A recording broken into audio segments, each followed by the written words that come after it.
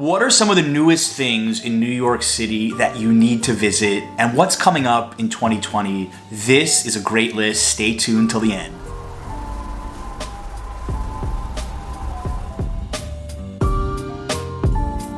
We're going to start with the most anticipated tourist attraction coming to New York in 2020, and that is the Edge. Now, you've probably heard of the vessel at Hudson Yards. In fact, we did an entire video about it. This is going to give you just one more thing to do at Hudson Yards. According to the website, Edge is the highest sky deck in the Western Hemisphere with a one-of-a-kind design. It's suspended in midair, giving you the feeling of floating in the sky with 360-degree views you can't get anywhere else. Look 100 stories down from the thrilling glass floor, lean out over the city on angled glass walls, and sip champagne in the sky. You've never experienced New York like this before. In fact, you can get your tickets right now on the Edge website for $36. The first date is going to be March 11th, and it's actually pretty competitively priced if you compare it to Top of the Rock, One World Observatory, the Empire State Building. And while I'm not going to be there the first few days, you can bet that I'm going to be checking it out and doing a review for this channel. I'm not really sure what to expect out of this. You're going to have the camp of people that say, oh great, another tourist trap in New York City. I'm looking at this from an optimistic standpoint. You're going to be 100 stories above the city, outside, and you're able to look down, you're able to get these sweeping views of Manhattan, of New Jersey, of the other boroughs. So until I go there, I don't know what to expect, but that champagne bar sounds interesting. I mean, you're holding a champagne glass, you're looking out into New York, probably gonna be like $25 for that glass of champagne, but I digress. Now, if this wasn't enough, there is a restaurant opening right above the Edge. It's going to be on the 101st floor called Peak. They're actually going to begin accepting reservations on February 17th on their website, so mark that down if you want to check it out. And according to the New York Post, it's opening March 12th. Now, they did a little preview of this, and judging by the photos, it could be a pretty epic dining experience. I mean, I don't know if you're gonna get better views anywhere in New York City than on the 101st floor. The question will be, is it gonna be worth it? I'm hoping that you can dine at the Peak and then go to the Edge after as part of some kind of a package to do both at the same time. That would be the most interesting for me, to see them both and make at least one trip there. So the jury is still out, but mark your calendars for mid-March. This is going to be the biggest, newest tourist attraction in New York. The Wizarding World of Harry Potter store. This is apparently going to be opening this summer right next to the Flatiron building. There's not an exact opening date yet. It's going to be taken care of by Warner Brothers. This is what I know so far. It's going to be the biggest Harry Potter store in the world. It's going to be 3 floors, and it's not just going to sell merchandise. It's actually going to have interactive experiences as well, photo opportunities. Now, I'm not the biggest Harry Potter fan. My wife, Team Adriana, huge Harry Potter fan, so she's probably going to drag me there at some point. I'll try to act excited. You are in New York City this upcoming summer. Lunapark in Coney Island is going to be expanding a bit. I went there once last summer. Pretty fun for a couple of hours. Here's what they're planning. So they're gonna have a ropes course with zip lining that has an ocean view. That sounds pretty cool. Then they're gonna have a new roller coaster and something called a super flume, which is a splash mountain-like ride where you look at the shoreline, then you splash down at 30 miles an hour. Lunapark is also opening up a new public area called Stillwell Avenue, and it's gonna have places to sit, some art installations. So it's gonna be pretty cool if you were on the fence about going to Coney Island this summer, if you've planned a trip to the Big Apple. I think this should definitely push you over the edge to go check it out. Next up, the Statue of Liberty Museum, and this actually opened last spring, but a lot of people have no idea that it's actually there, and I'll just walk right past it when they go to the Statue of Liberty. In fact, if you're planning on going to the Statue of Liberty on your upcoming trip to New York, make sure to watch my video on how to get inside of the crown. It is completely worth it. As for the museum, it's included in your admission to Liberty Island, and it was actually quite impressive. You'll learn all about the history of the statue. You'll see the original torch, which was replaced in 1984, and some other random artifacts. There's also this interactive photo thing, so I would plan on spending at least 30 extra minutes inside of this museum. It is definitely worth a stopover when you're on Liberty Island. If you follow this channel closely, you'll know that we love covering food. And there are 3 new food halls that have recently opened in New York that I think are definitely worth a visit. I will always prefer to find some epic street food myself, but if you want everything curated under one roof, and if your time is short in the city, these food halls could definitely be worth a visit. We'll start with a Time Out New York Market, which recently opened in Dumbo, and it's situated between the Manhattan and Brooklyn bridges. Now, they definitely selected great vendors to be here, all top picks from Time Out New York critics. There's over 20 different options, like Mr. Taka Ramen, which has their main location in the Lower East Side, or Juliana's upstairs, whose main location is literally a 5-minute walk from there, where we had just eaten before filming this.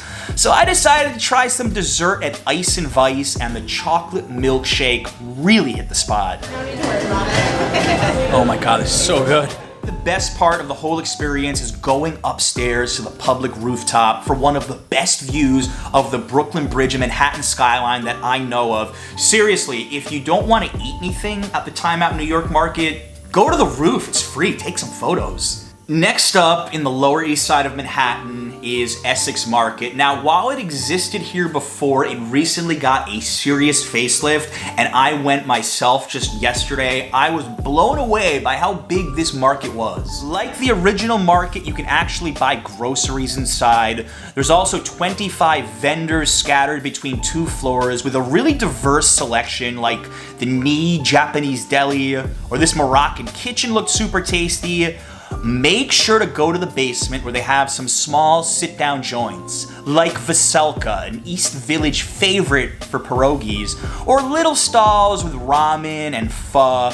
Again, I came to the market after just having eaten, and I needed to try something, so I found this spot selling cake pops for $3.50, and the chocolate was phenomenal. I was really impressed by the Essex Market.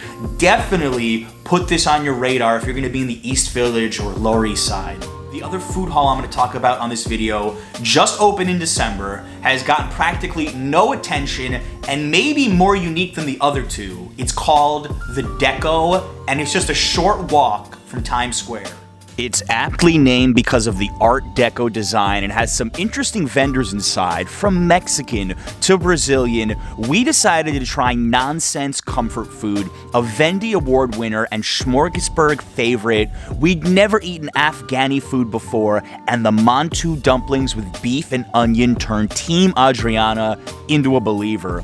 I absolutely love the chicken korma as well. These guys are worth the trip to Deco by themselves, but I see this food hall turning into a real popular space sooner than later, so visit now. Let's talk about some new hotels in New York City. We're gonna begin with a TWA hotel, which is literally located inside of JFK Airport. We actually did an entire video review on this place just days after it opened last spring.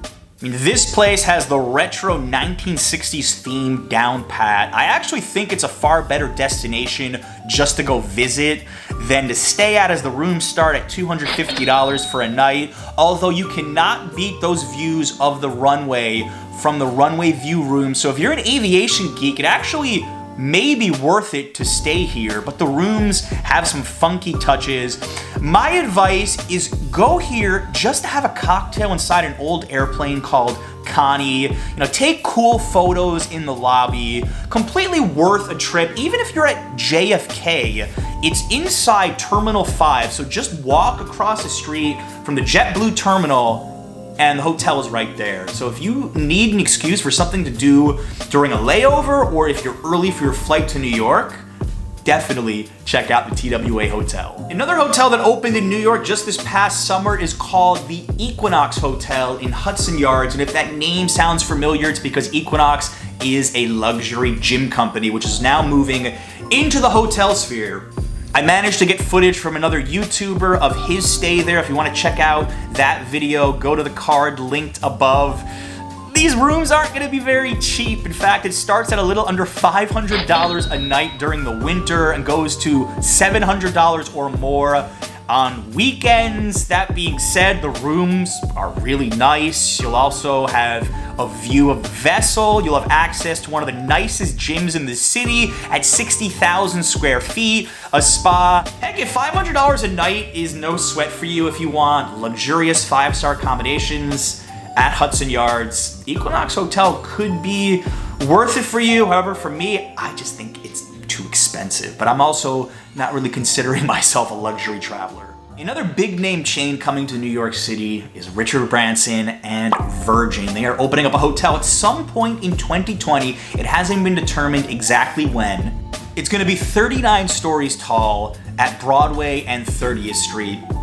465 rooms in total. It's gonna have dining, drinking establishments, outdoor terraces, meeting rooms, lounges, a fitness center, and my favorite part, it's going to have a mini golf course called Swingers, which will also serve street food. That actually sounds pretty cool. I'm sure there's many of you out there like me who wish that New York City subways were more modern, or I don't know, maybe like Japan's subway system, really neat. Well, I've got good news for you. Coming this year and next year, there's gonna be some new subways. And get this, they're gonna be designed by the Kawasaki Rail Company, which just happens to be Japanese. These new trains are gonna be gradually rolling out potentially this year, definitely in 2021. And one of the biggest factors of them are the open gangways. It means there's no longer gonna be doors separating cars. It's gonna be more like one of those accordion style buses, so you can just walk between the cars. When you visit other cities and you see how good their subway systems are, I think New York City is really smart to try to improve this. And this is gonna be one of the most exciting things coming up this year, but definitely next year. And it could be one of the most surprising things for your next trip to New York City if you suddenly see them.